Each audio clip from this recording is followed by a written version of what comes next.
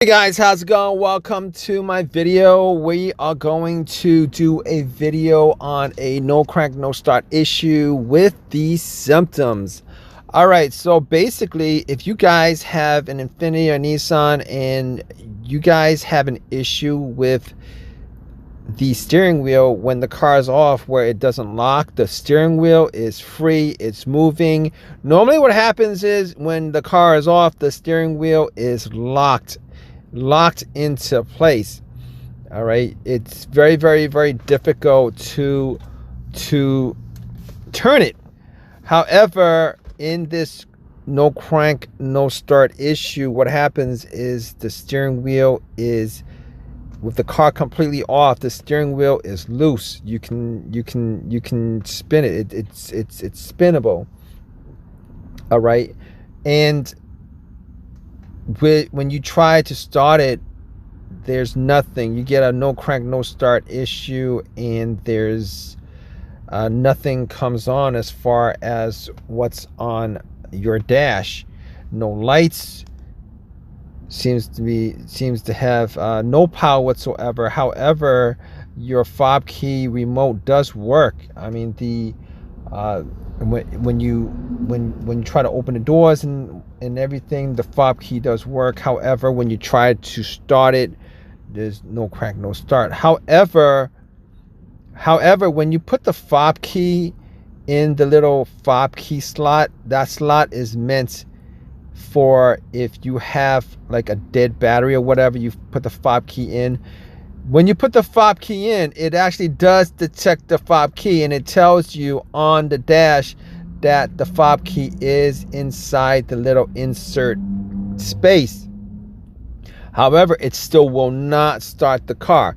It will recognize that the fob key is inserted in the fob key space, but still nothing else occurs. All right, here's what you do with this symptom. All right, with these symptoms.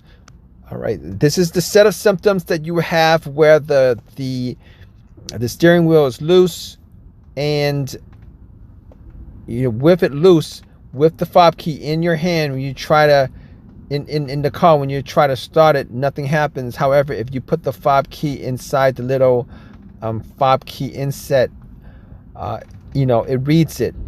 Still, it will not crank or start, and there's nothing normal about this situation as far as the dash is concerned, because you don't get any kind of lights on the dash aside from it, the little symbol telling you that the fob key is inside the dash.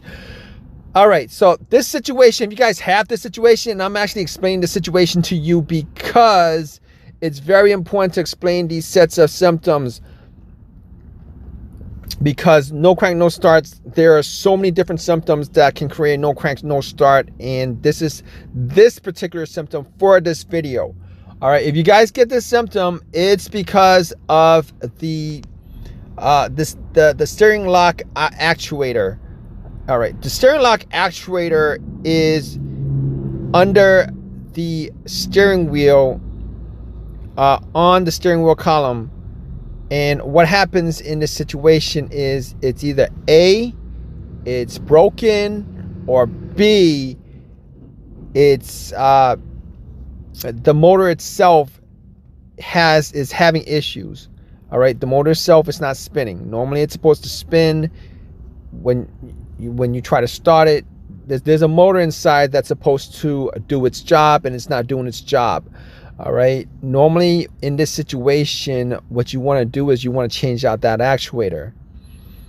But obviously you guys are stuck in a situation. You guys need to get the car started. All right, you guys want to get the car started. And here's the quick fix for it. It's a quick fix.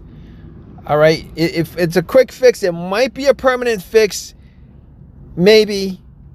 But you want to get something like a small hammer, or you want to get something like a small hammer, anything that you guys can get under the steering wheel column. You guys might need to take the cover off.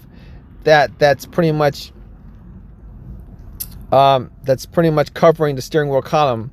All right, that's what it looks like kind of in I'm gonna put a picture up. That's what it looks like kind of in most instances. All right, that's what you're looking for. Follow the steering wheel column. It's gonna be set on the steering wheel column.